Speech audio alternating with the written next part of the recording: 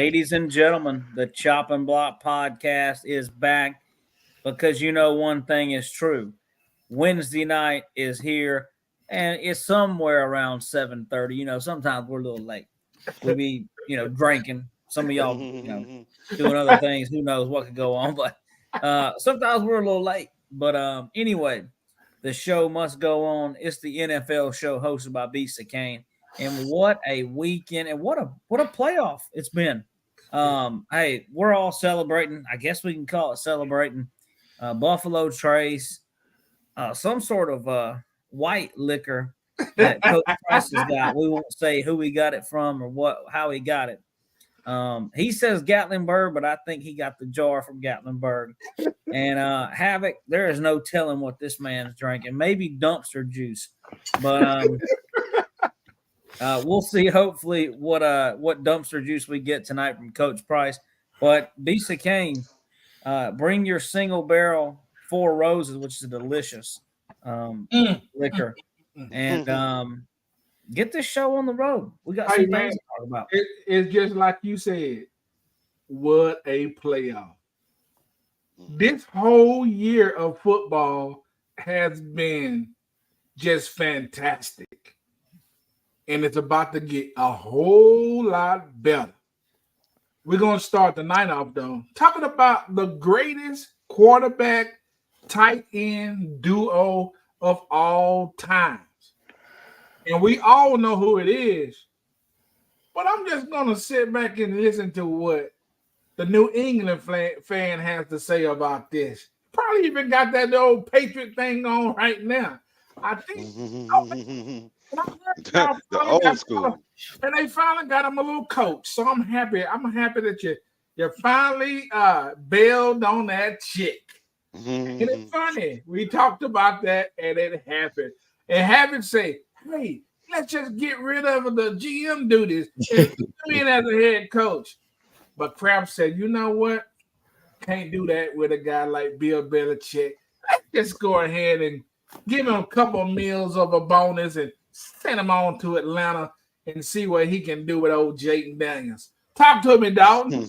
Well, I'm glad that you brought that up because I actually haven't addressed the whole situation, the firing of Bill Belichick, which we did talk about on this show all year, man. Think about how long this show has gone on, guys. That's why I'm really proud of the Chop and Block podcast. Year one, we never quit, and we brought it to you every week.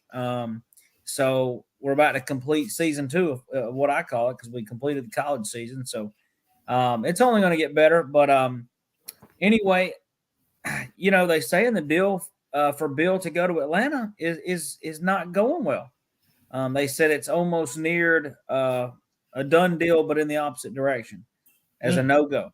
So I don't know what's going to happen. Then again, you can't believe that either. If the Atlanta Falcons get him, great.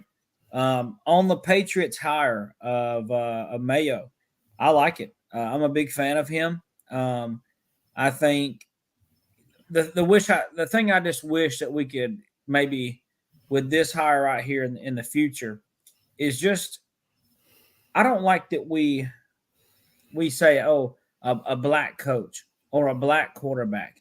Like I don't like it. Don't matter what color we are. If you're good, you're good. And I think that's how we should be looked at, not in color, but I don't know if we'll ever get that. I just think, in my opinion, the reason I wish it wasn't looked at as a color thing, he deserves that position. He is a smart man. He is a successful player, and he has been with the New England Patriots since the beginning. That's the only organization he knows. So who better to get the job? So Todd Bowles agreed with you because I forget who it was. I think they were talking about him playing against Tomlin. They say, what's it like playing against, another black quarterback, black coach or whatever? And he said, the way I look at it, we don't look at each other as playing against another a black coach. We just coaching our teams, and I have a lot of respect for him as a coach. Yeah. So at the end of the day, we're just people, and we're in their shoes. They're here to do a job. I mean, and it's a job they're good at. They love. but he's deserved this position. I'm happy with the hire. I really hope that we. It sounds like he's going to be very bold, and they're going to for sure get the best player available in the draft, which to me will be Jaden Daniels. So I think they'll make the right decision, but I think the question is about these tight ends. Is that correct? Right. Okay. Sorry. I had to. That's okay. That's okay. But this is a great question because Kelsey and Mahomes, the thing is, I mean, what do the years match up? How long did Brady and Gronkowski play compared to Mahomes and Kelsey? A lot longer.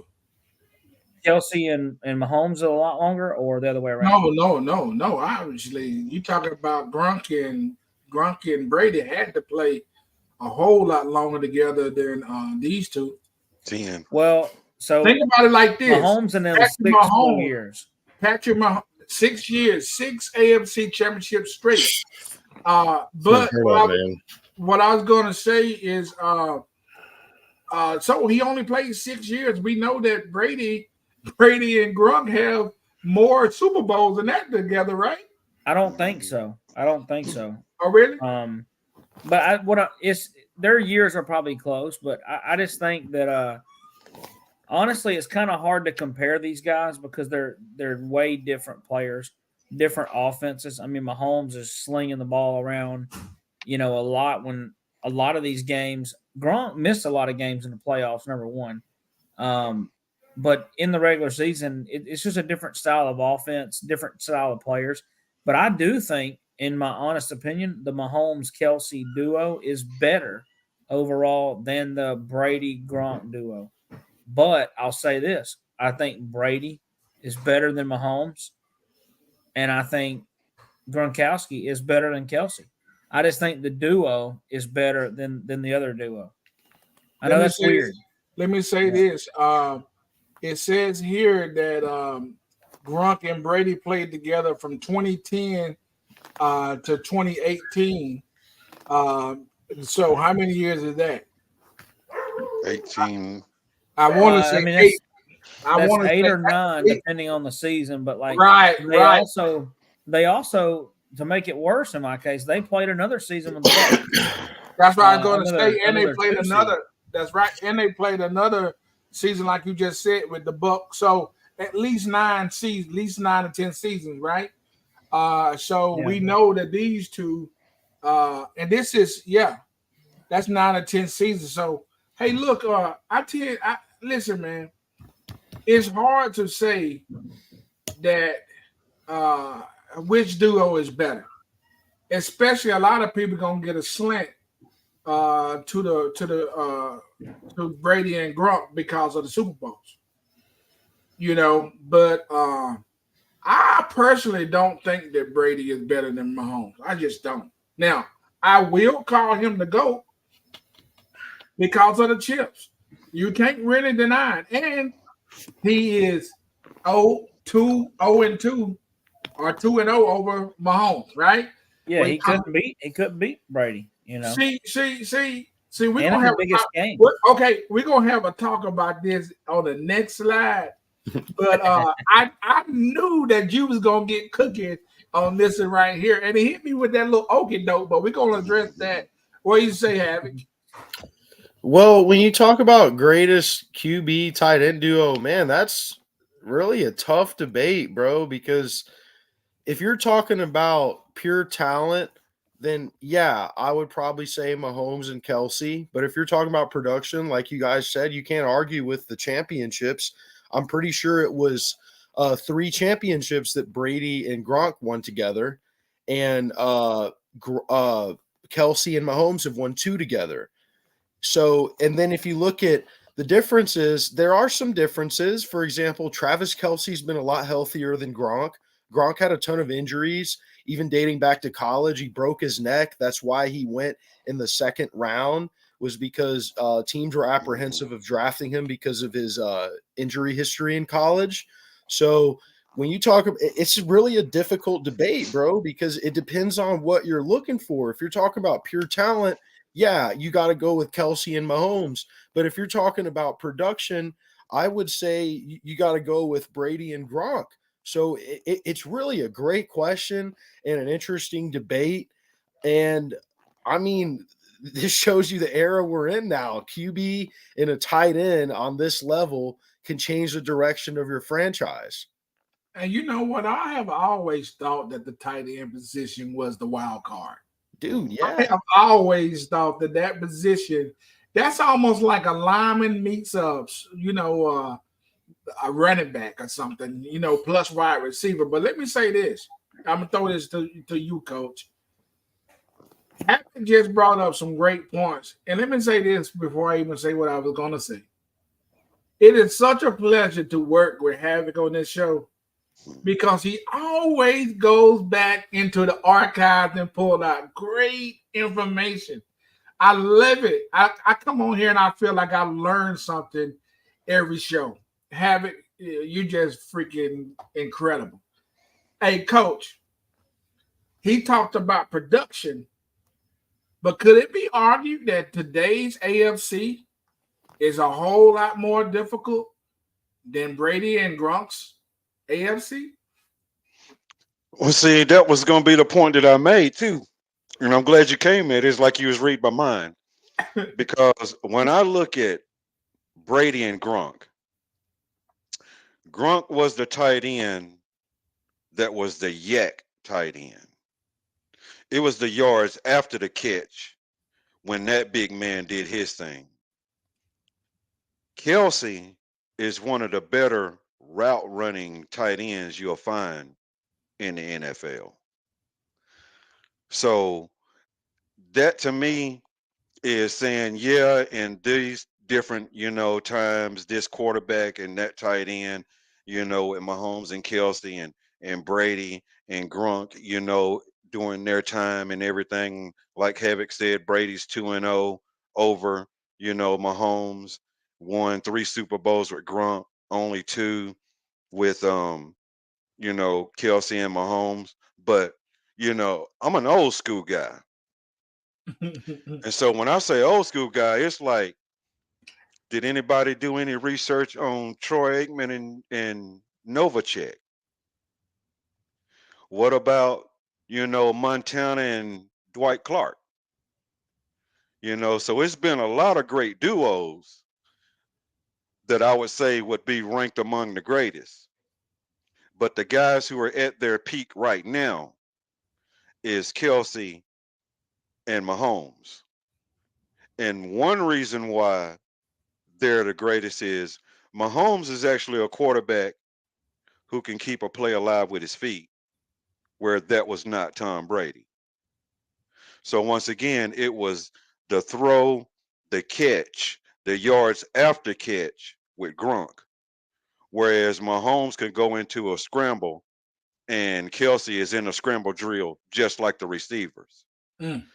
So, that's a real hard toss up because, the skill level is a little bit different. But which two would actually scare me the most as a defensive back? It would definitely be Mahomes and Kelsey. Dalton, you got anything else on this slide? Yeah. The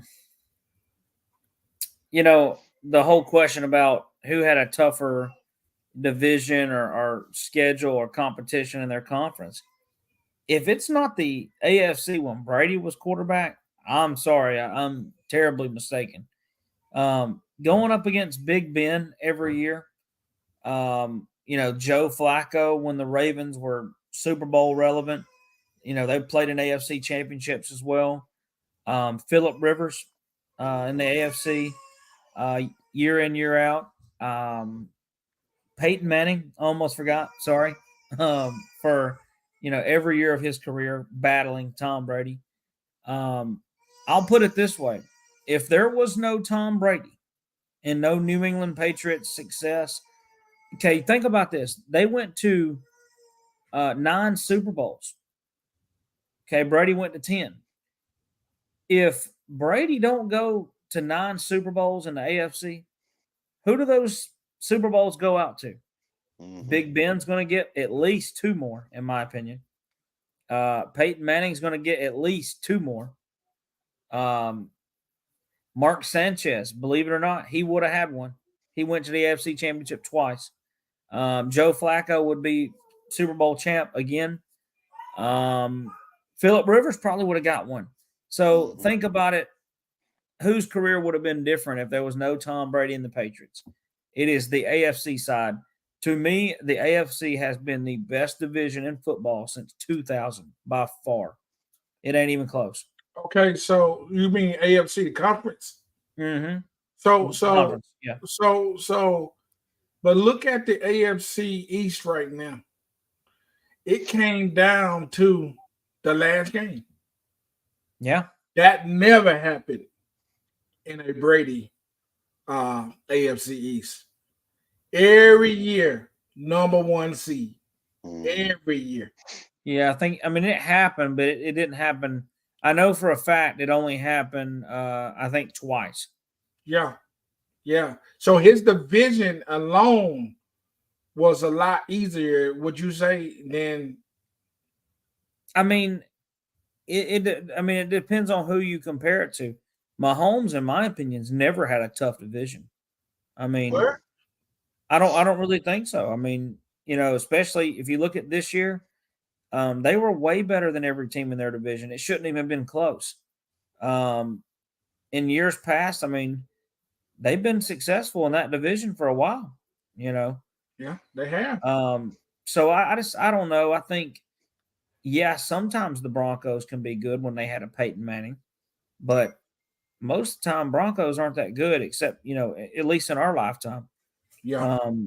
Or my lifetime. But I don't know. I just think, the AFC East, there's only been a couple times where the Dolphins were good.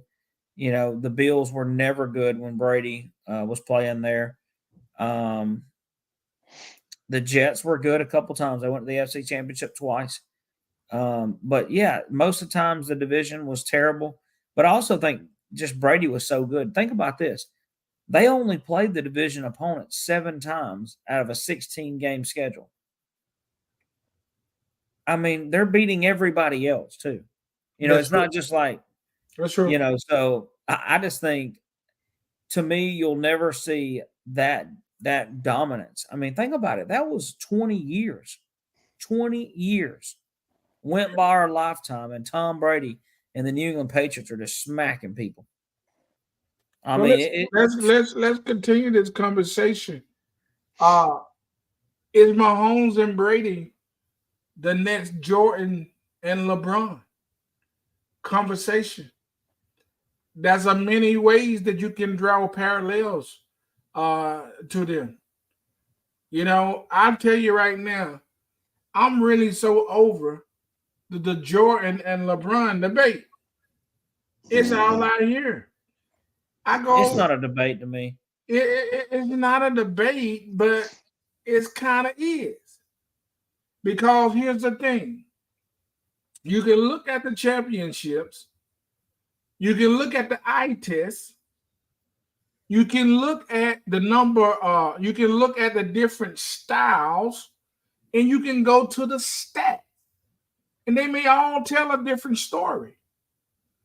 But my eyes, and what I saw, hey, Michael Jordan is absolutely, unequivocally the GOAT. But there's many people who say, hey, Mr. Kane, you're being foolish.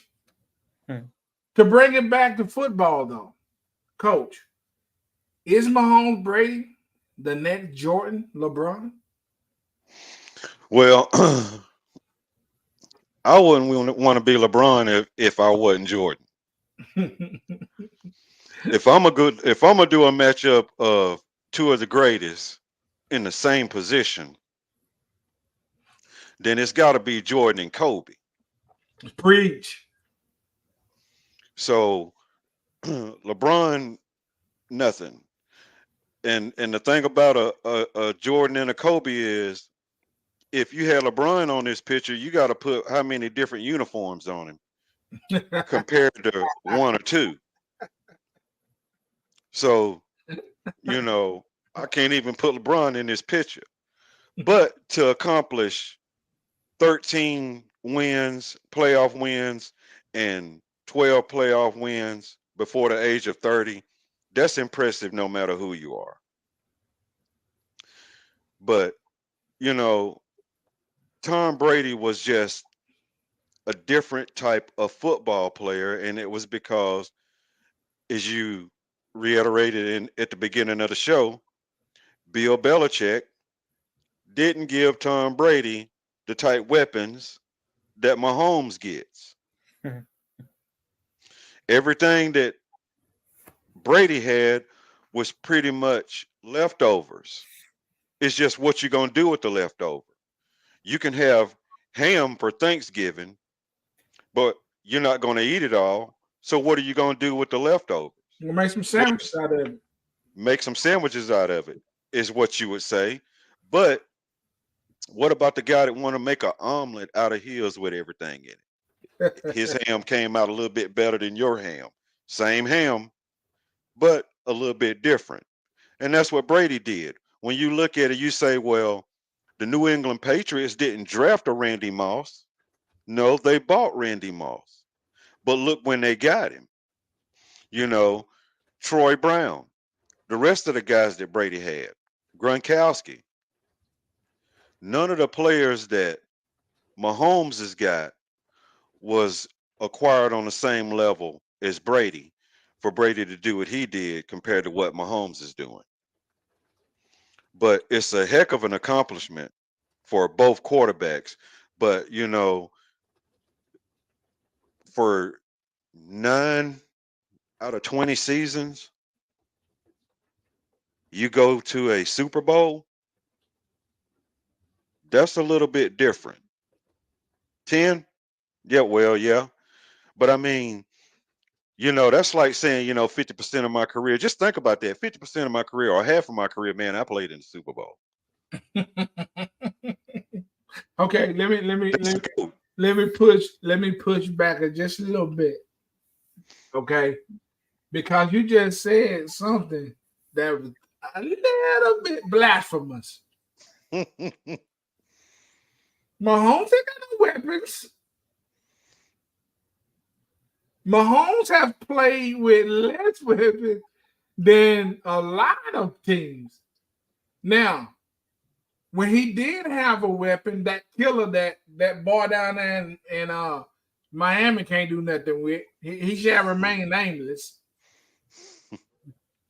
He won a Super Bowl with him, shipped him off, and then turned around and won another one. So what I'm trying to say is, when I look at the two teams, and this is strikingly unique and ironic, but that's a lot of similarities between New England and Kansas City.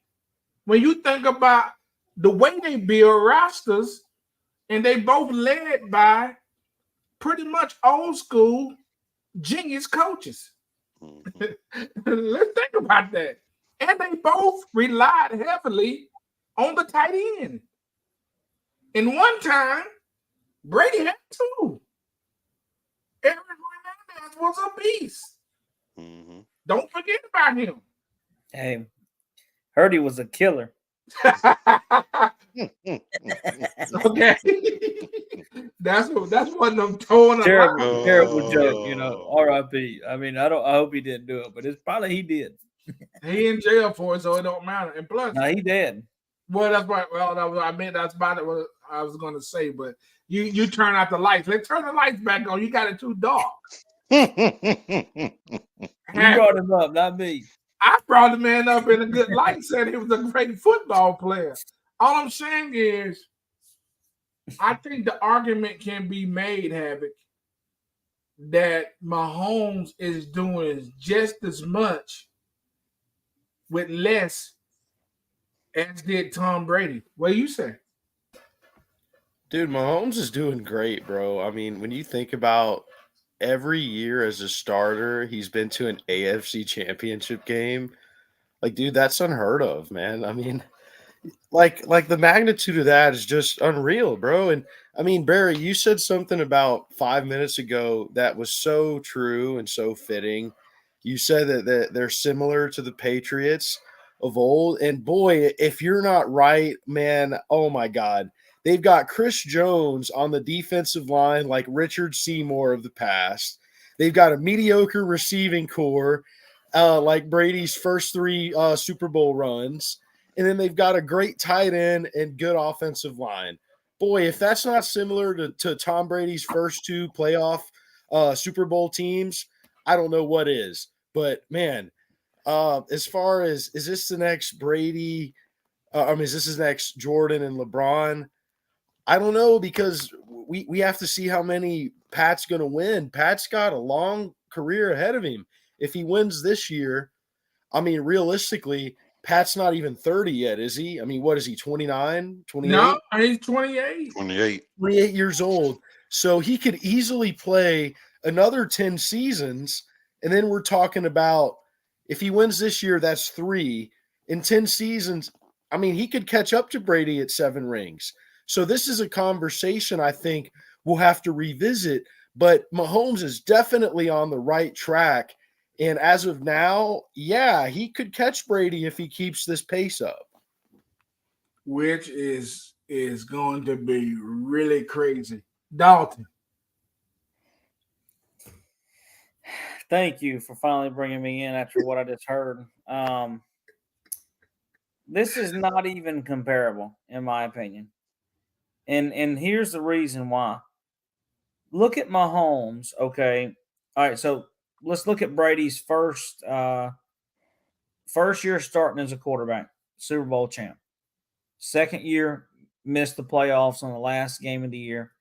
Third year, Super Bowl champ. Fourth year, Super Bowl champ. All right, and then they go on a break of like 4 years, and I think they went to the AFC Championship, whatever. I don't think you can compare because Mahomes didn't do that. He didn't win Super Bowls consecutive. I mean, think about it. Tom Brady had a dynasty that the NFL had never seen before in his first 4 years as a quarterback. And then he had the best stretch of his career twice. I mean, he had 2 separate careers. The thing is Mahomes amazing? Yes. Is he the future of the NFL? Yes. But let's pump the brakes, okay? 2 Super Bowls. Big Ben won 2 Super Bowls. Peyton Manning won 2 Super Bowls. Eli Manning won 2 Super Bowls. Okay. Hold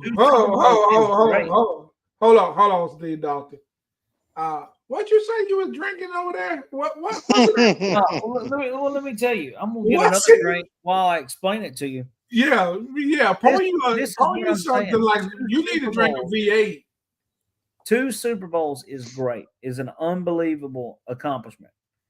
But what I'm saying is we're comparing this man to a man that played in 10 Super Bowls and won 7 of them. You cannot. This says. I'm just saying. How can you argue with that? He won the game. This say before the age of 30. And now let's think about that. What you're talking about. See, this is. No, I'm not saying. All my argument is why are we even? I'm arguing that somebody had just brought up. You know, we're talking about comparing. I guess we're obviously talking about the greatest of all time or whatever. Unless Mahomes has 5 Super Bowls, I don't think it's even a conversation. Like no. That's fair. But this is why it's a Brady, it's a Jordan LeBron conversation. Right? I think it is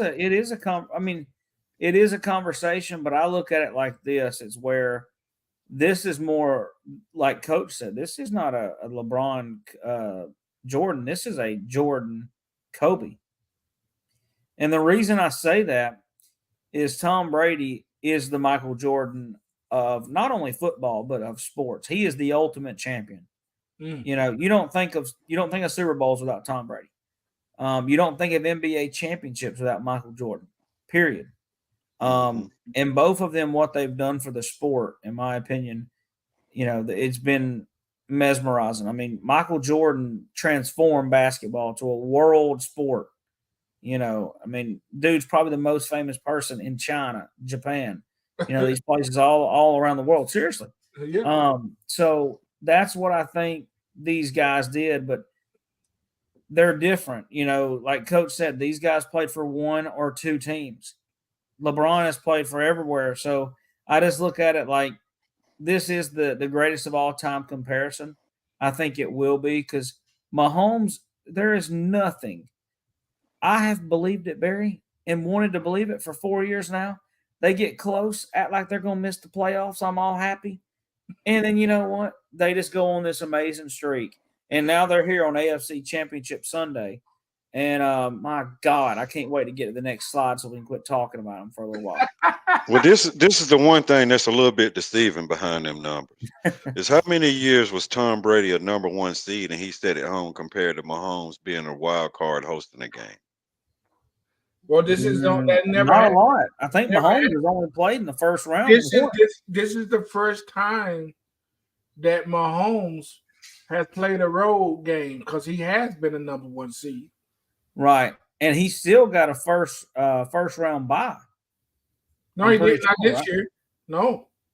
Who they play in the divisional round? Was they played the Dolphins. They played the Dolphins. Yeah, it was. Okay, yeah, that was the division round, not the wild card. No, it was the wild card round. But see, was it really? Yeah, because the wild card, the division was just last week. The one we just watched. Okay, that's right. That's right. Right. Yeah. You're so, right, but that's the thing. Can you really fault Tom Brady for winning all of his games and getting the number one seed and having okay, that's a great point. That's what a 13 comes into play over the 12. And go ahead. Think about this. He would have a whole lot more victories, in my opinion, if he played the extra one or two games. But they didn't. I mean, yeah, I don't know. I find it hard to fault somebody for winning and being the best team in the regular season. That's a great point. And that's why I always say you have to take these stats with a grain of salt. Mm-hmm. Also, when you brought up all of the championships, hey, listen, man, it take more than a quarterback to win a championship. Defense too, and both teams have amazing defenses. Right, and so you also got to consider the competition. Mm-hmm. So this is why I say it is very difficult to have these conversations because no matter what, it's always going to come back to who hoists the Lombardi. Mm-hmm. Yep, because if the Chiefs was the number one seed, they'd actually be tied right now at 12. Well, guys, let me ask you this. That's right. Let me ask y'all this. If Aaron Rodgers or Peyton Manning had 4 or 5 Super Bowls, you wouldn't even be talking about Patrick Mahomes right now either. No, I don't think that's true. Because you would be talking about okay, listen. That's some names. Hold on. What you said earlier, though, it was really like some cuss words, okay? You're not going to use this platform to call Big Ben in the same league as Patrick Mahomes and Eli Manning. Are you kidding me? And I love Big Eli Ben, are you serious? Havoc, bail me out here. I know you got to be awake over there. Big Ben was 2-time Super Bowl champ and could have won 3 or 4. He's not Patrick. Well, the problem is Big Ben had a bad game against the Packers, Steve, in the third Super Bowl. Aaron Rodgers really outplayed him. I mean, I know what you're saying. You're right. He won 2 Super Bowls, but that third Super Bowl really hurt Big Ben a lot. He played awful. I don't think it did. Big Ben he lost one. I mean, he's 2-1 in Super Bowls. No, you can't blame somebody from. I mean, you can't listen. Okay, to have his point.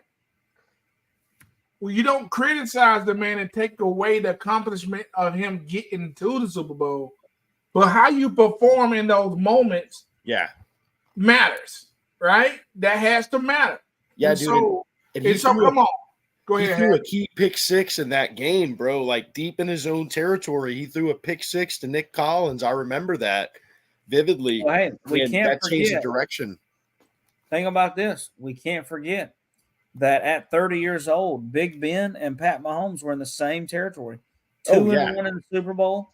And I mean, Mahomes lost the Super Bowl to this man sitting right beside him in the slide. Hey, he ain't even caught Terry Bradshaw yet. That's what I'm And saying. now we don't never talk about Bradshaw.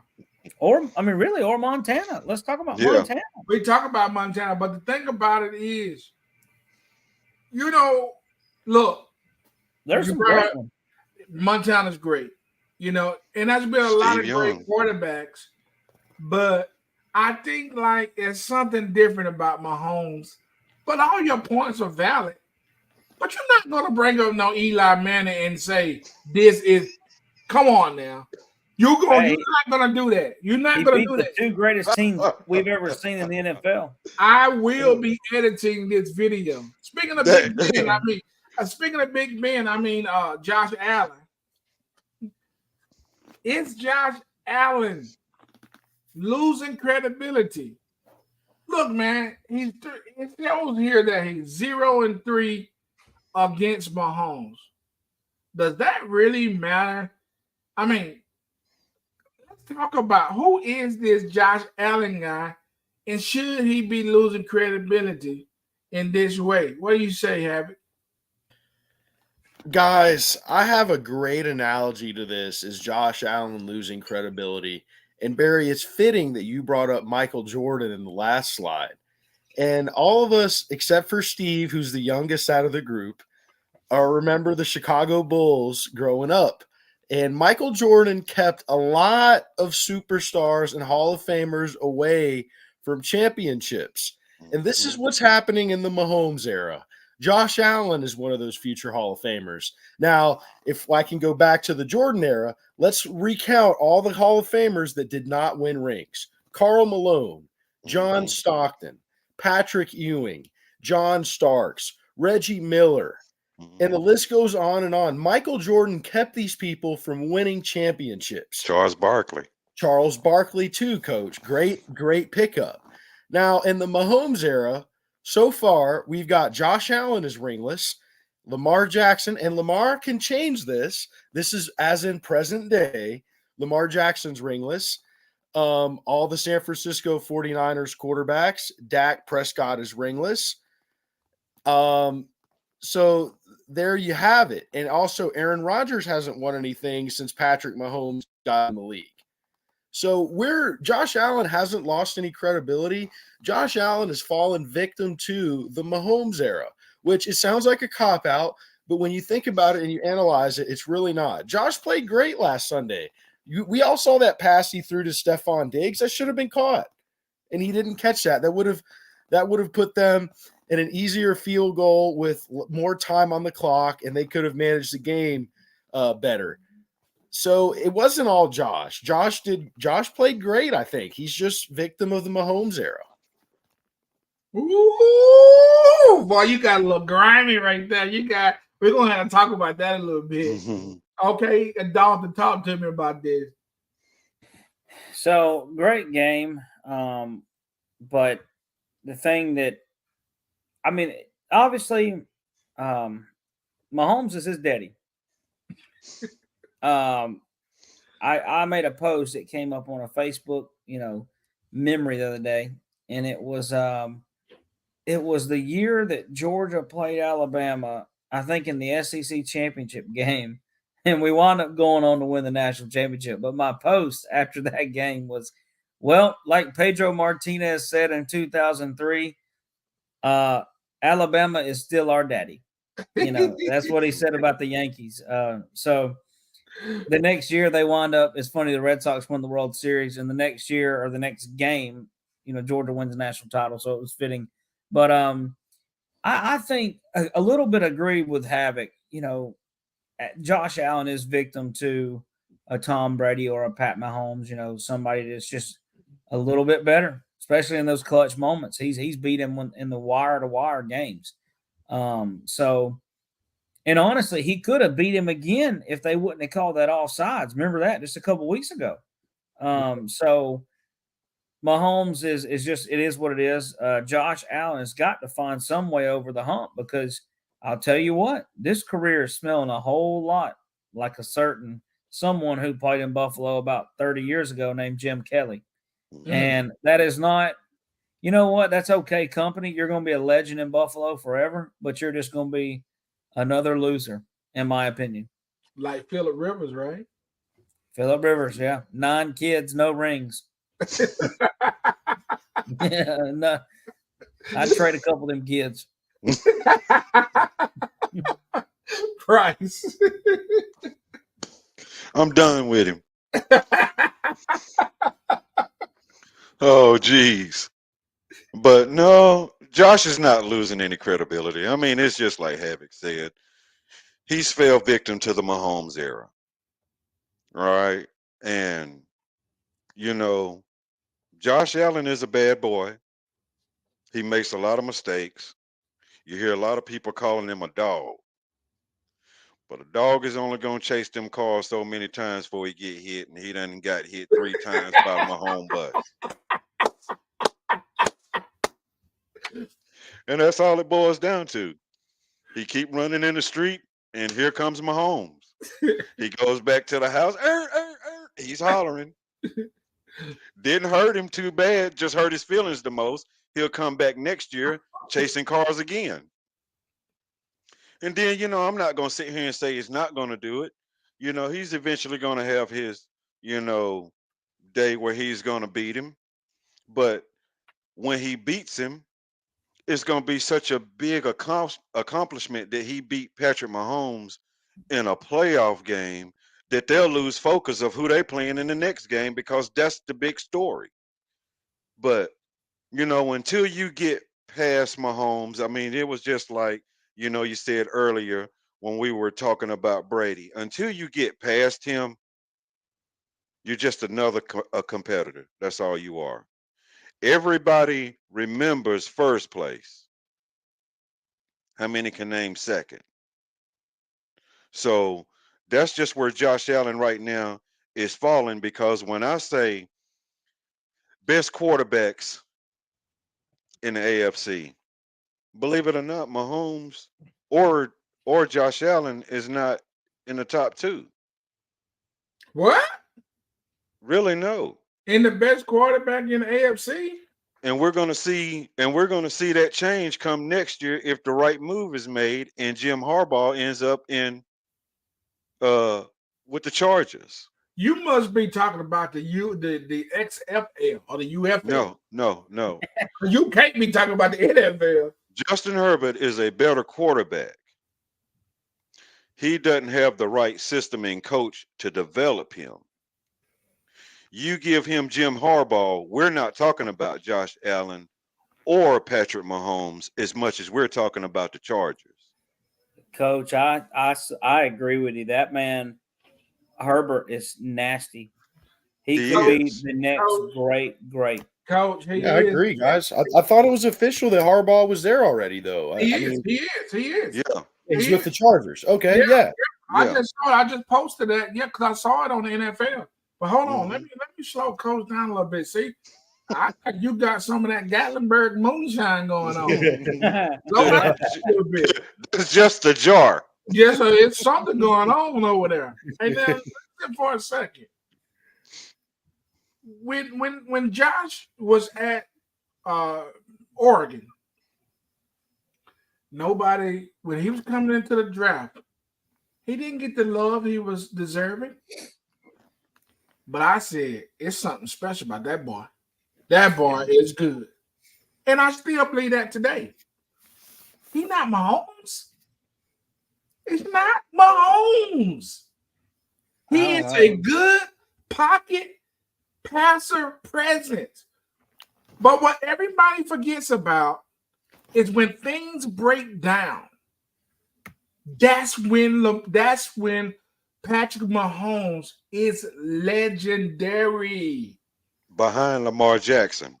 No, Coach. Here's why. See, we're forgetting a lot. Remember, let me rewind it back. Like you rewinded it back a few seconds ago. Don't you remember the slide from way back? Has Lamar become a bona fide QB? We all have listen, man. We were all not too sure as a football collective of what Lamar is.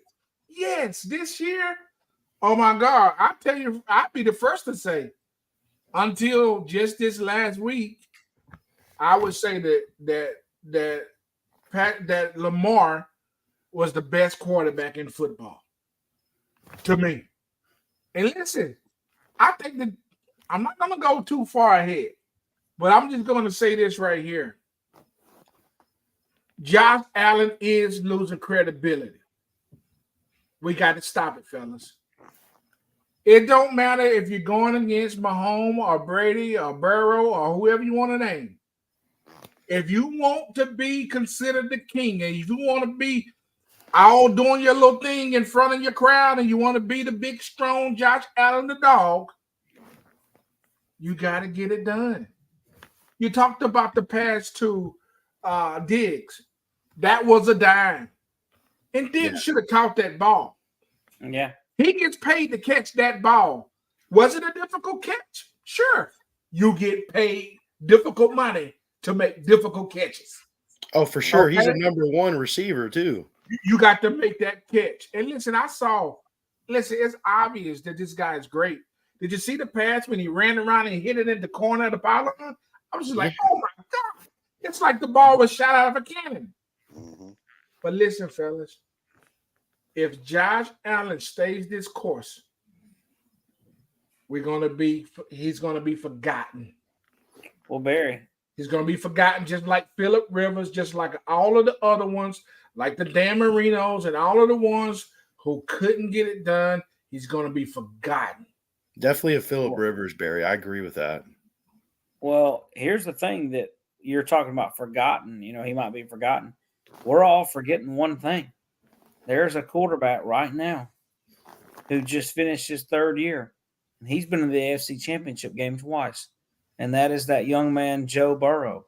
And when he comes back, I'm telling you, you know, just like Coach said, I'll be honest with all you guys. I would not be shocked if the AFC turns a major swing and says, hey, it's the Chargers with Herbert and Burrow and the Bengals, and you see the Chargers and Bengals in AFC championships. You never know what could happen. You know, what happens when you take Andy Reid away from these Chiefs and that offensive mind? I mean, Mahomes is great, but that run and gun and fun eventually is going to run out. Well, one thing I got to recognize too, Tony brought this up. I gave him a little smoke on it. But I think I got to think about it a little bit, and maybe he's right. What happens when Mahomes finally gets weapons? He don't got no weapons, fellas.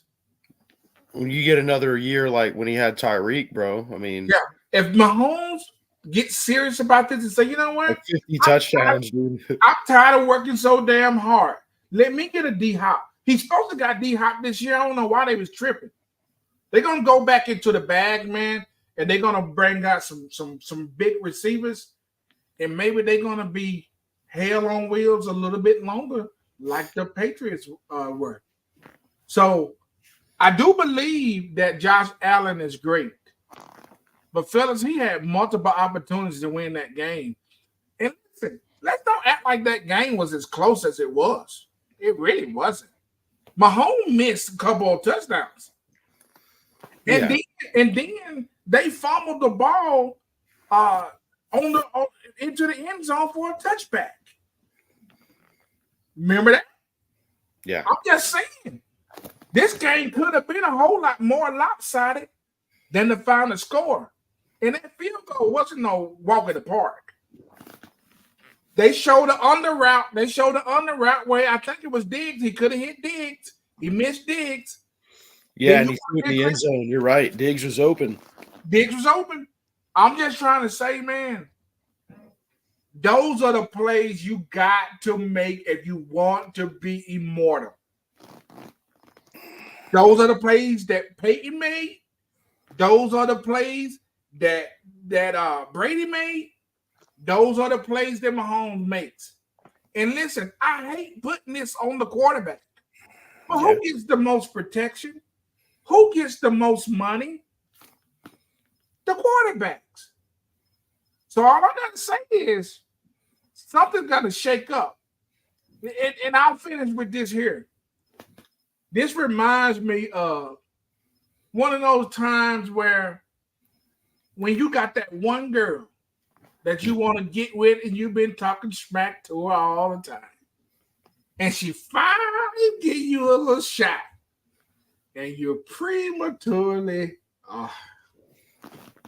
This is what happens to this guy every time he get in front of Mahomes.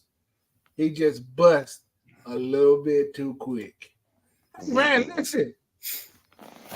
And I don't know nothing about that. I just heard about it.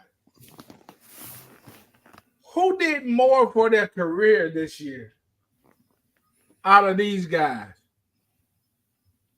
Was it Stroud, Love, the Baker, or somebody else? Who did more? Talk to me, Coach. Well, I would honestly, as much as I hate to say it, Baker Mayfield. And the reason why is because the other two guys have already really solidified their role with the teams that they're playing for. So Stroud, there's no question who's going to be the quarterback for the Texans. Love, there's no question who's going to be the quarterback for the Packers. Baker Mayfield was like a microwave, just something we could heat up a little bit without having to cook it in the oven to get what we really want out of it. What Baker Mayfield also do, he just saved the Bucks a ton of money. Because when you talk about a first-round draft pick, everybody knows the quarterback is the richest one in the bucket.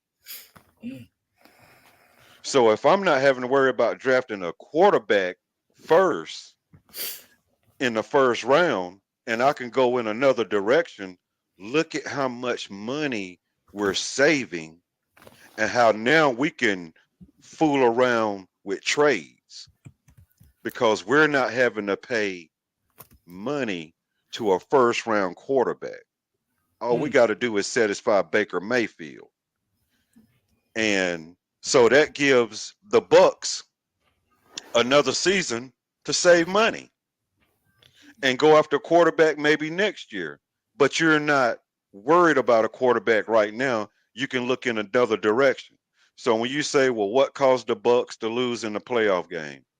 It wasn't Baker Mayfield. So now you got to figure out what was the other weakness. You can actually attack that in the draft now. If Baker Mayfield had came out in that playoff game and threw 3 interceptions, 2 pick six, a lost fumble, and gave up a sack deep in his own territory, everybody would say Baker Mayfield, he's got to go. But what he did was he saved his career for another year to where he don't have to worry about nothing because he's the quarterback of the Tampa Bay Buccaneers. So Baker, to me, he put that cake in the oven at the right time because he saved his career. Hey, what you say, Abby? Man, Coach, I mean, should be Baker's lawyer. He made a great argument for Baker. Holy cow. I mean, damn. Made following this really freaking difficult, but who did more for their career this year? As strong as an argument as Coach made for Baker, I got to go with Jordan Love. And the reason why, guys, is where Jordan Love was drafted. Jordan Love was drafted 26th overall in the first round. Baker was a first overall pick, and CJ was number 2. So what I mean by that is these two guys were expected to do a lot more than Jordan Love. Obviously, Jordan Love had to succeed Aaron Rodgers. And guys, I don't think anybody expected Jordan Love to come out and throw 32 touchdown passes and upset my Dallas Cowboys in the wild card round. Nobody thought Jordan Love was going to do that. And if they did, comment below or say and say, hey, I was that guy that believed, because you're lying if not. Now, CJ Stroud, he had a tremendous year also, but again, he was drafted 2nd overall. I don't think it's fair to say he did more for his career. He was expected to play that way. That's why he was drafted so high. Jordan Love had to sit on the bench for 3 years behind Aaron Rodgers. He was an unknown. None of us knew what Jordan Love was going to be until he went out there and looked like a freaking clone of Aaron Rodgers. Okay, but both of y'all said some great things, and I agree. But there was one thing you missed, and you said the word expectation. He playing for the Green Bay Packers. That means something. That means a lot, and you said it. He sat behind Aaron Rodgers, immortal in Green Bay. He sat behind, not actually, but virtually, Brett Favre. Okay, listen. This kid, and look, I know we just had a slide. We talked about, the black quarterbacks, black coaches, all that. Listen, man, it's America. In some places, things are different and people think different ways. This kid had a lot to damn prove. He had a lot to prove. And Kevin Davis told me, well, I think he was hating on Stroud a little bit, but he did say he thought that Green Bay was Jordan Love had it going on. And I'd be damned if he wasn't. He was right. The kid looked amazing. Now, he ended on a really, really bad note. And sometimes, guys, it takes something like that to right the ship, And I kind of feel like he will, but the guy was spectacular, man. Yeah. He was spectacular. But it's hard to say. You talk about Baker Mayfield, and I wonder, you said it's going to be cheap, but it may not be that cheap with Baker. Because he probably at least going to get a year or two deal. Dude, he's going to get more than Daniel Jones, Barry, and Daniel Jones got $40 million. Okay, so tell me how that's cheap. No, it's not. I mean, he's going to get more than Daniel Jones got. Sure. No, that's what I don't see him getting that. Honestly, I really don't see him getting that. Coach, I've been hearing people saying they're going to give it to him if he is the quarterback next year. That Baker Mayfield. Okay, they talked about him deserving a long term. I don't see that, but they do say a couple of years. 70 to 100 mil. Is what I've been hearing, some stuff like that. So here's what I say on this. I do think that Baker, this could have went left, and Baker had a great year. He won the respect of his team. He won the respect of Tampa Bay, and he probably all in all, even though I just made the argument for Green Bay and Jordan, he probably really did, because he was on his way out. He was on his way out the league, I think, or be career backup. Backup. Which is why he won't get that kind of money. And if I came at him as the GM, I'd be the first one to tell him, we're going to go after us a linebacker, some DBs, a wide receiver, some offensive linemen, and we're going to franchise you. But even if they franchise him, Coach, he got to get the average of the top 5 quarterbacks. It'll be like 35 at least. He going to have to get that right there. So even if they gave him 2 years at the average of 35, he's making 70 mil. Yeah. So and if you drafted a quarterback, he'd be on a rookie contract. That's 4 years, 30 mil. Yeah. So I think it's going to have a lot to do with who's left in this draft when it comes down. Baker. Because he's 9. They went 9-8. That's middle of the pack. Yeah. In the NFC South. Right. Right, That's with Mike Evans too, man. Yeah, I don't know. That's a good argument, dude. I don't know if I'd pay him. Exactly. I wouldn't pay him. But what I'm saying is, if you telling me he did more for his career, you got to pay him. Well, but like y'all said, either out. You said it. He was either on his way out the league or career backup. So what did he do? He saved his career by going back into the next season as a starter. That's the saving part of it. But Not saving it for Hall of Fame. Coach, not Hall of Fame, but you got to pay this man. You got to remember there's a players association, and there's rules to how you have to pay these guys. And I'm just saying, they gonna have to break. And listen, this is funny, no pun intended. But if they gonna keep Baker, they're gonna have to break bread. Fellas, America loves the underdog. Why not Brock? What do you say, Havoc? Man, the underdog stuff here, I don't think we can call Brock an underdog anymore, guys. I mean, this is his second straight NFC championship game in 2 seasons. I mean, everyone knows by now he shouldn't have been a 7th round pick. He should have gone higher.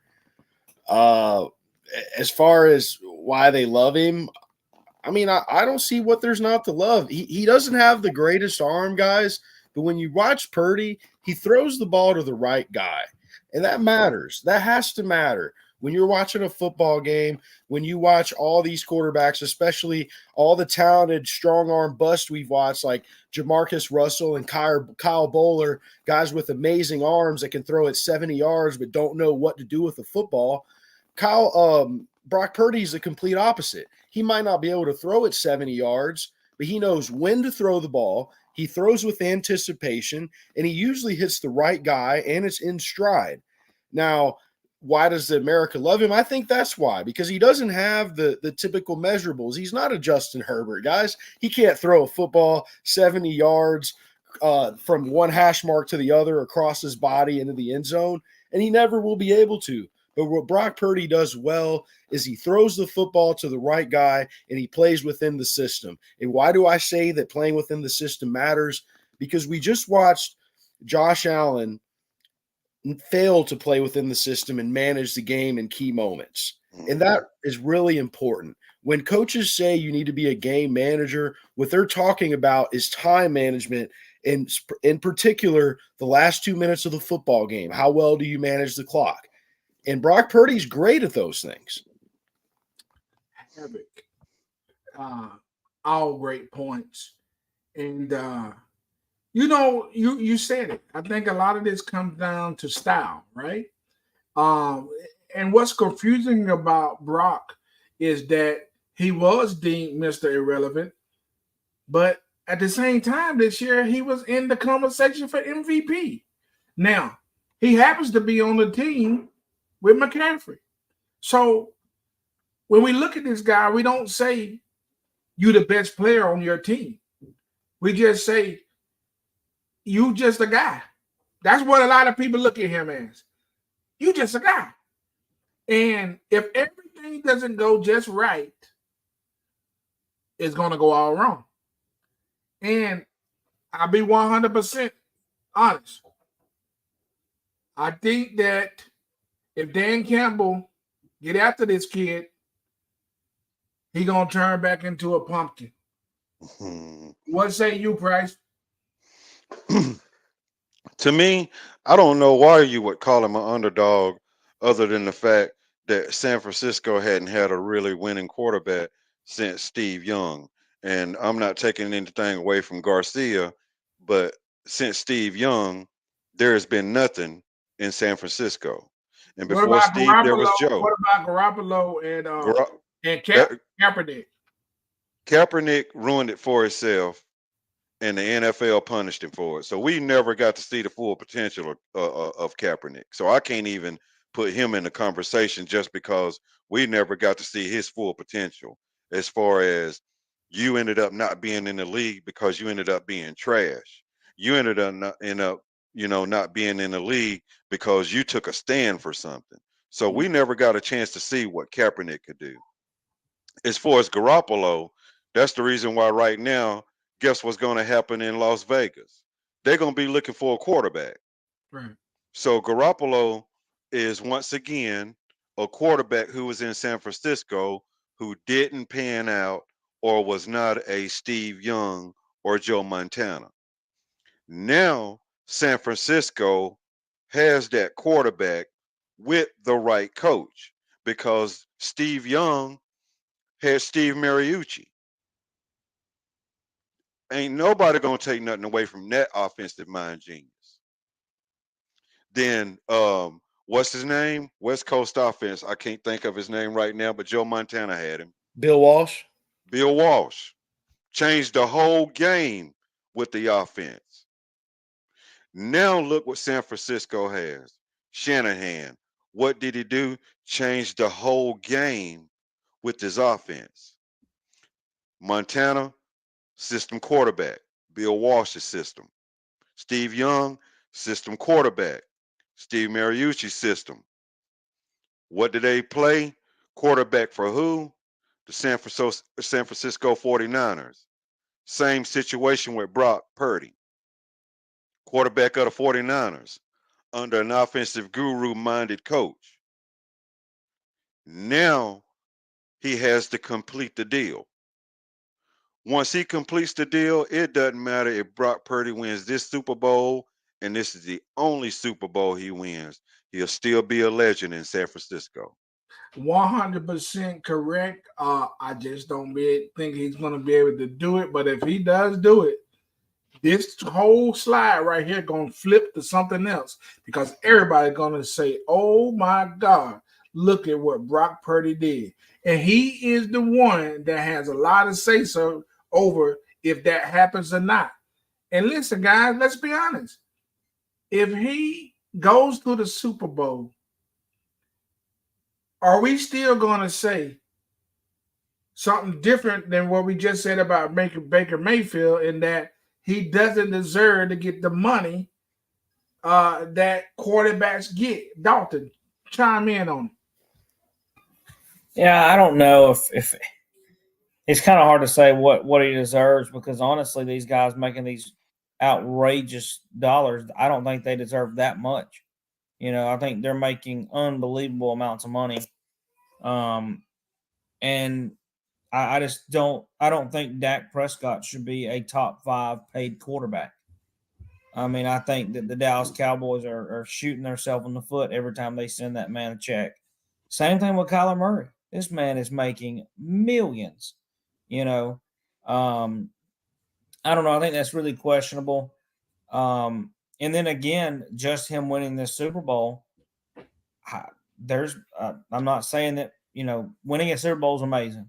There's been a lot of quarterbacks that have won one Super Bowl that you've never heard of after. Mm-hmm. So that's concerning too. I mean, I think that he is in the perfect system. You know, another coach I didn't bring up that was on those 49ers staff, Pete Carroll was on those staffs. And, you know, that's the thing. The whole 49ers front office, the coaching staff, I mean, they've been good since the 2010, you know, having Harbaugh and not, I mean, they weren't terrible when Harbaugh got fired or whatever. I mean, I know they had that one bad year, but they went to, he was 8-8 when he got fired. That was his worst year. And they went to what, 3 NFC championships and 1 Super Bowl. So 3 in a row, and then he went 8-8. So that's the thing. I mean, this program's been set up. I will say this: it was concerning watching Debo walk off the field and thinking, "Oh my God, 49ers, here we go again. They're going to get trounced, you know, out of the playoffs because of an injury." And we'll have to say what could have been. I know Detroit's coming to San Fran, but this is a very dangerous game. And I did you say there was a slide about who we would want in the Super Bowl? Yeah, we got them slides coming up. Yeah. Nice. Okay, I'll save it then. Well, guys, let me just say this, man. I hate being so divided on a player. Now, I'm going to say something that's might be controversial to some. But Frankly, my dear, I don't give a damn. This guy is better than Tua. Mm-hmm. Dude, yeah, of course. Tua hasn't even won a playoff game. Even outside of winning the playoff game, this dude, he just seems to be. I feel more comfortable when I see him play. Yeah, and I'll touch on that. If you look at how Trent Williams talks about him and the other players, this kid has next level leadership, Barry. I don't know if Mhm. Tua has that in him.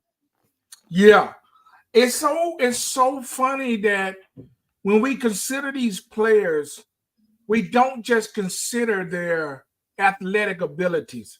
Yeah.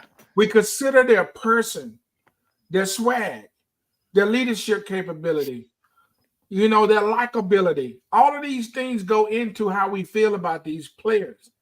And I think that's one of the tough things that's going on with Purdy. I think people look at him and they don't see the Josh Allen. They don't see the Lamar Jackson. They don't see a Brady. They don't see Manning. They don't see that thing that we have grown to expect it to look like. And I think this is why America doesn't seem to love Brock as much as maybe they should. But hey, who are we to, make the rules about what people love? I'm just going to say it for the record. I don't know what's going to happen, but I kind of feel like whoever wins the AFC is going to win it all. That's kind of how I feel. We'll see. But there are some other things going on that we'll talk about in a minute. And finally, fellas, we get to the game. We get to the game. Okay? Listen, this has to be out of the two championships. This has to be the game of the week. I mean, could it even get more legendary than Patrick Mahomes taking on Lamar Jackson? Two defenses that are pretty lethal. And I probably would get an edge to the Ravens defense. Yeah. I'm going to get an edge to Kansas City's quarterback. So, Coach, will Lamar take the throne? Or will he be slayed by the king? We finna see a new era, or as Eddie Murphy said in the movie 48 Hours, it's a new sheriff in town, and his name is Lamar Jackson. He's going to put Patrick Mahomes to the side, and we're going to see the Ravens go back to the Super Bowl. And the only reason why I say this is because one guy is hungry and determined, the other guy's expecting it. And if you go back to when Lamar Jackson was drafted, you saw the hunger in him. He was starving in that interview with Deion Sanders. And he told him, the Ravens are going to get everything I got, and I'm going to win a Super Bowl. Believe that. That boy know what his words were, and he going to go act on it. And he got a defense that's going to stand behind him and act on it, because that's been one video and clip that's been played over and over and over and over on social media here lately, was when Lamar Jackson got drafted. And they were like, how long did Deion, you sat in the green room so long, did you ever think you were going to get drafted? You finally went to the Baltimore Ravens. The man was ready to go. But did you think you was going to get, drafted early? I'm a Baltimore Raven. Yeah. He put claim to the Baltimore Ravens from day one. That's the passion and the leadership and the hunger you want out of a player. And just so happens he's the best athlete on that offense, and the ball hits his hands first. Mm. So I would say in this situation, Patrick Mahomes and the Kansas City Chiefs are going to have to figure out what they're going to need for next year after this game, because the way they dismantled the 49ers, and I don't care what nobody say, the 49ers can beat the Chiefs. But with the way the Ravens dismantled the 49ers, them boys are dangerous. Man, I wish I had my fishing rods with me right now, because I would throw a hook in the coach and I reel him back on in. I Coach, ain't on that. You just on that Mahomes train. coach, why would I not be? Everybody told me that they were dead, they were done, they was buried, they were gone. And here they are for the 6th time back in the AFC Championship. That gotta mean something. So check it out, Coach. Lamar Jackson made that speech the night that he got drafted. What has he done since? Gotten better. Hey, listen. I do believe that the kid is hungry. But that's a lot of starving people who don't eat. You talking about Patrick Mahomes and Andy Reid, and you talking about hungry. The king has been told all year long that the dynasty don't exist and they're done. I don't think Patrick Mahomes is in the realm of expecting it. He was asked about Lamar Jackson, and he spoke about Lamar Jackson in the highest. Lamar Jackson is a deadly quarterback. He's like the most poisonous snake. And if they don't contain him, they will get bit. I just don't want to count out the Cobra. That boy is dangerous. See, we get so used to seeing greatness that we start to take it for granted. Who's the pressure on? Not on Mahomes. The pressure is on them. The key to this game is not Lamar Jackson. The key to this game is Baltimore Ravens defensive line. Can they interrupt what Mahomes wants to do? And I think that little secondary is a little bit soft. Havoc can tell me about it. Well, you're right about their secondary being soft, Barry, but the problem is, here's what the problem is. They can't stop Lamar Jackson's running game because Chris Jones, he can only neutralize the middle of the field, which is, his specific gap. He's their best defensive player. So what's going to happen is on the zone read option, which is the primary play in the Ravens offense, when you see Lamar Jackson go for the read option, Chris Jones is either going to have to go for the running back or go after Lamar. Now, we all know what happens if you go after the quarterback. You open a huge lane for the running back. If you go after the running back, vice versa. That's why the zone read option is such a good play. Coach Price can attest to that. He's probably called that play a million times as being an offensive coordinator himself. Now, why do I bring this up? Because the zone read option and Lamar Jackson in the running game opens up a huge hole in the passing game, which the Kansas City Chiefs have a weak defense against the pass. Just because they can get after the quarterback doesn't mean they're good at defending the pass. Chris Jones solves a lot of their defensive problems. So when you neutralize Chris Jones and you're a run-first team, you can take him out of the game and you can concentrate on picking this team apart, which is why I have the Ravens winning this game because of the matchup. The matchup just does not favor the Chiefs, guys. I mean, Lamar Jackson in this running game, the Chiefs have not been good against the run all year. I can easily see Lamar Jackson putting up 400, 500 yards of total offense in this game.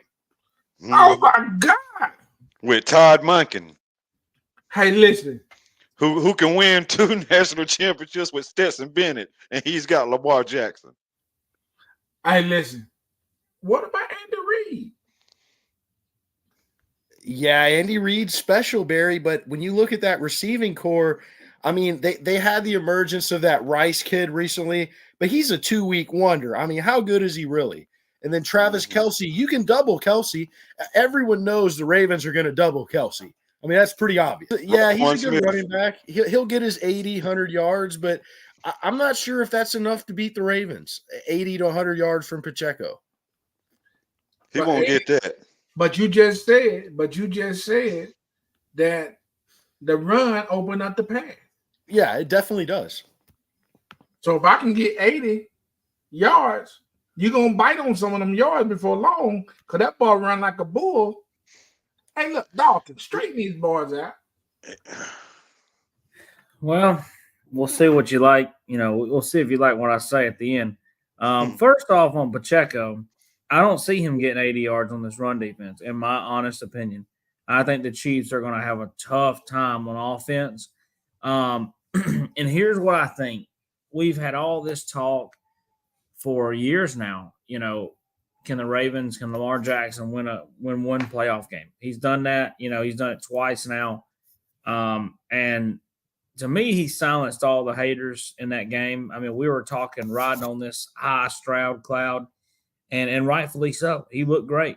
But Lamar Jackson looked amazing in that game. And honestly, I was thinking about it when my computer was acting up a while ago. I was like, well, if I don't get back on the show, I know what I'm going to do. I'm going to go watch that highlight from Lamar Jackson last game because I didn't get to see some of the game. We were doing a show, actually. So the kid is amazing. And here's what I think is going to happen this time. I feel like this game's going to go a weird way, and a lot of people are going to be shocked after the fact. The Ravens defense not getting enough credit. Think about it, guys. We were talking about it. I think it was 5 weeks or 6 weeks ago, them being the best defense in a long, long time we've seen in the NFL. All right, so don't be shocked if Mahomes and them struggle early. They're in Baltimore, and Lamar takes over, and the game gets out of hand before the Chiefs can catch up. And what I mean by that is, I don't see the Chiefs, this team, being able to come back from a 17-0, 21-7, or not 7, 21-3, 21-4, whatever it may be, 21-6. I just don't see them coming back from a game like that. I think if the Ravens come out and they play a dominant first half, they win this game with ease. Well, you know what? When you can't see, you had to go get your eyes checked. Because what I see is something different. Guys, this is I want to see Mahomes lose. The guy has not done anything but go to the AFC Championship his whole career, every year. He's not going to just walk out of there like what Dalton just said, like he don't belong there. We saw what Jackson looked like against the Houston Texans. Houston Texans don't have no defense like the Chiefs. That's going to be different. It was okay, but it ain't the Chiefs, coach. When you talk about points allowed, just look at it. I'm just saying, this sounds a lot like a video I'm going to have to edit and put y'all in it with a little satire and put back before you. How y'all been doing all year? Houston Texans had a defensive-minded coach, and they still couldn't stop him. Well, I'm not saying Lamar Jackson is going to be able to be stopped. I'm just believing that the Chiefs are going to be able to do their work. Now, would I bet a lot of money on the Chiefs in this game? Probably not. Probably not. I probably wouldn't. And my heart does tell me Ravens win this game. But the mind tells me slow it down a little bit because Andy and Mahomes and Kelsey and Jones and Snead and Clyde And and Taylor. MVS and Rice might show up to play a game. We ain't gonna have to wait for long, fellas. Let's get to the next game. Will the yellow brick road lead to a Super Bowl, or will the Niners defend the goal? Dalton, what you say about Dan Campbell and these old Detroit Lions? Well, two things I want to point out first about the Lions' performance last week. I got home just in time for that game. I think I was leaving work, and I got in, and man, let me tell you, that was must-see TV for me. The Detroit Lions, and I don't know if you saw the ratings. I'm a big ratings news guy. I like to look at stuff like that. That was the highest. That was the most watched game in NBC platform in the last 30 years. Wow. That is saying something, guys. Do you realize, like, all the great players, teams, games we've had on the NBC platform and just NFL alone? I mean, that accomplishment, it blew my mind that many people came to watch a Detroit Lions versus I can't remember who they played. Your boys. The Bucks. Oh yeah, the Bucks. Sorry, not my boys. That's my little stepson. You know that I forgot about. That's the stepson you just take care of on Tuesdays and Thursdays. You know, take him out for wings or something. But hey, yeah, no, the Bucks they deserve to be there. No, I forgot about the Bucks. Sorry, Bucks. But no, I think that game was must-see TV. And think about how the first half ended. 10-10. Crowd is absolutely rocking. Both teams knew what was in front of them. And the Lions, they're midway through the third quarter to the fourth quarter was the best game planning I've seen. And offense. The only thing I would have done different is right there at the end. There was no reason to throw the ball that many times when you had the lead. But to me, that was the only mistake, and it really wasn't a mistake because it paid off. They still won the game. I don't look at it, well, Baker Mayfield threw a pick. Yeah, that's because the defense is good. They made a good play. They were in the right position, and they knew what they had. I think that's why they pushed the ball down the field. They were like, well, if I had 1:30 left to go in the game and I'm going against Baker Mayfield to see if he can beat me, I'm going to take that chance. And he's got to make a 2-point conversion. I'll take that every day. So the thing that does worry me, this is my second point, was watching that game end, okay? And watching Aiden Hutchinson, the defensive end for the Lions, looking up, guys, he was like this. And I'm not talking seconds, just admiring the victory and the confetti flying. This man was lost. Like, my thing is the next game, the biggest game of your career, which it is that going to be too much for you? You know, you're sitting there taking in awe of you winning a divisional round. Like, will this game be too much? I mean, the 49ers have been here. It's on their home turf. I hope we get a great matchup, and I think we will. The defense of the Lions, in my opinion, is the most slept-on defense all year in the NFL. A lot of people forget because it was week 1. They dominated the Kansas City Chiefs. Wasn't even close. And I picked them to win that game, by the way, which I've been doing pretty well in the playoffs. So if you want to win or at least get close to me, you might want to listen up here. Remind the people that they didn't have Travis Kelce, please. Yeah, whatever it may be. But hey, I'll tell you this. I don't know if this is the next slide, but I'm just gonna go ahead and put it out there, and then I'll let y'all go if it is the next slide. The true me in me, you know, I want to see a Lions Ravens Super Bowl. I think that would be incredible for the NFL and for both cities. Two cities that, I mean, realistically, not hating on those cities, but those are struggling cities, Detroit and Baltimore. They need this, you know, this I don't know, sense of hope or something to rebuild the city, maybe with the money from the Super Bowl. But this could be huge for either one. San Francisco, they're going to be here next year.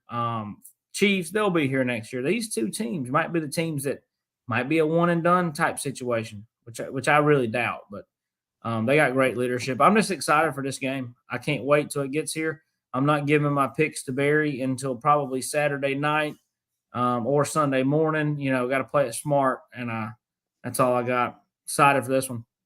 Hey, look, man. You have to be excited, man, when you go to an NFC championship. You have to live in that moment.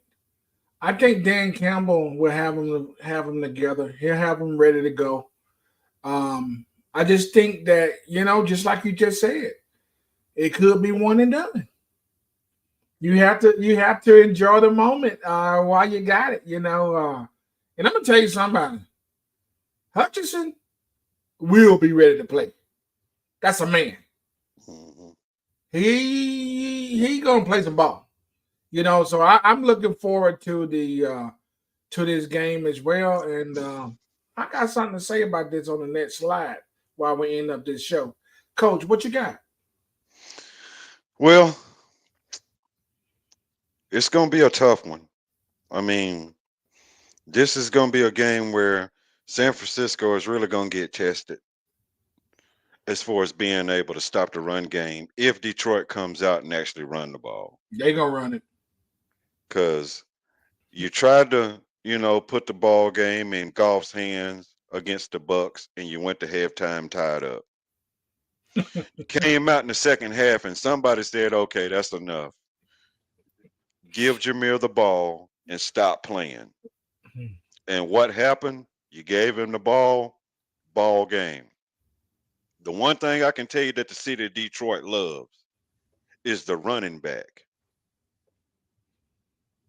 Barry Sanders, when you say Detroit, you don't think of anybody else but Barry Sanders, and we can call Spielman, we can call Herman Moore, we can call out as many names as you want to call, and you'll have a lot of people that look at you and be like, well, who did he play for? But if you say Barry Sanders, everybody and their grandmama knows Detroit Lions. Jahmyr Gibbs, Detroit Lions. Now, I know when I say that, I'm going to hear all the Bama guys all up like that's what we're talking about. But first of all, when you're always saying built by Bama, no. Built by Georgia Tech, transferred to Alabama, Georgia boy. Straight out of Dalton. So if Detroit is smart, and it's going to be hard to do against San Francisco, but if you're smart, don't start this ball game out with Jared Goff trying to throw the ball. Establish the run game with the best weapon you got on that team, and there might be a different outcome, but no other than that, the 49ers are going to defend the goal. You know what, man? Look, man. Jared Goff, we keep looking at him with a little side eye.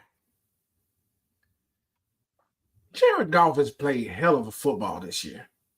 Yeah. He has really impressed me because he's one of these guys that I've always kind of like, I want to see him on television. He looked amazing last week. Let's face it. He is the reason the Lions are in this game. That man was on the money with every throw. I mean, think about how much different we'd be talking about Jared Goff if he beats the Patriots and wins the Super Bowl with LA.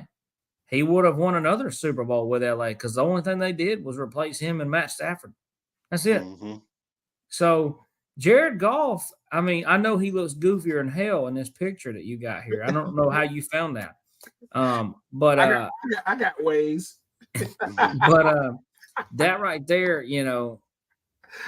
that could be Jared Goff on a Sunday night in California. But I don't know. This game right here, y'all, this is going to be amazing. I think I know the AFC Championship game is going to be good, but I think this is your game of the weekend. This is going to be a close game the whole entire way. And don't be shocked, man. Dan Campbell's got something. He's got something, man. He's Yes. got that it factor, man, that you just and I hate to say it, but look at Shanahan. What is he notoriously known for? Choking. Choking on a bone. And Havoc. man, Dan Campbell might throw him a whole damn T-bone right here. A T-bone don't sound too bad right now. We What you might got, give him Havoc? 3 bones to choke on. Hell. Man, I mean, these are all great, valid points, guys. What I've got to say here, Dan Campbell's done an amazing job with the Lions. Obviously, he's resurrected Jared Goff's career. Finding Aiden Hutchinson and drafting him was a big pickup. Jahmyr Gibbs, all the wide receiver talent they've got, Sam Laporta, the tight end. They've just done a great job drafting players. And it's too bad that it's not going to be enough because they're going to get beat by the San Francisco 49ers this Sunday. They're just not quite there. They got a great team. Dan Campbell's I think he's a great coach, but they're a year early, and that's why they're going to get beat. Okay, fellas, we're going to get right to this last slide. Okay. I'm going to tell y'all this real quick. I'm so nervous. I have been wanting to. I can't sleep. I'm ready for the weekend to get here. I'm so excited about these damn football games. Mm-hmm. You know what I'm saying, guys? Like, and I really don't have. I mean, obviously, I love Andy Reid and Patrick Mahomes and the Chiefs, but it's so much going on here, man. When you think about the stories, and that's really what we live for with these games. It's not just about the X's and O's. It could be anybody playing, but the stories that we have. We have Mr. Irrelevant. We have Dan Campbell. We have the resurrection of golf. We have Patrick Mahomes chasing the GOAT. We have Lamar Jackson making true on his promise to Deion on the Super Bowl and trying to win MVP and get the Super Bowl to go with it. All of these things are right here before us. Mm-hmm. I'm going to ask you guys, and I'm going to come back to you real quick, Havoc. What Super Bowl do you want? You're muted, Havoc. What Super Bowl do you want?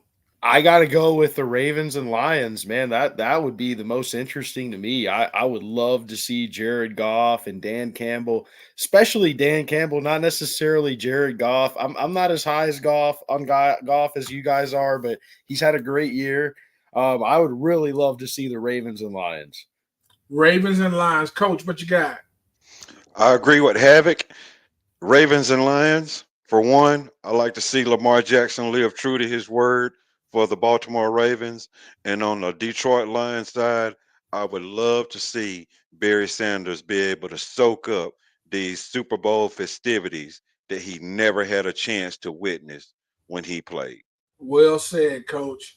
I'm going to give mine. I'm going to send it back to Dalton to take us out. But listen, guys, as bad as it pains me to say this, I think I want what you guys want. I want the Ravens and the Lions, primarily because I want the Lions to go ahead and get rid of this damn talk about Brock Purdy. I want that gone. It needs to be out of the league. And I love Dan Campbell. He just got something to him. He's a man's man. He plays with passion. And Goff is fiery, but he's classy. That city of Detroit, this could do a lot for them. Lamar Jackson.